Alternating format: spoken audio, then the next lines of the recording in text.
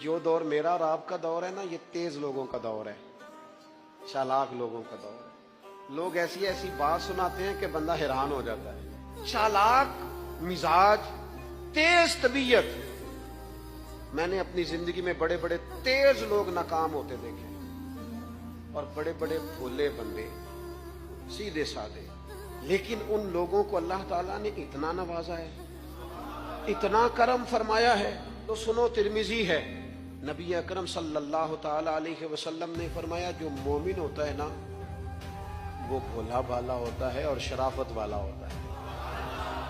بلکہ ایک حدیث میں تو حضور فرماتے ہیں مومن اتنا بھولا ہوتا ہے کہ سامنے والا اسے بیوقوف سمجھنے لگ جاتا ہے، اس کا خیال ہوتا ہے اسے تو عقل ہی کوئی نہیں۔ مومن بھولا بھالا۔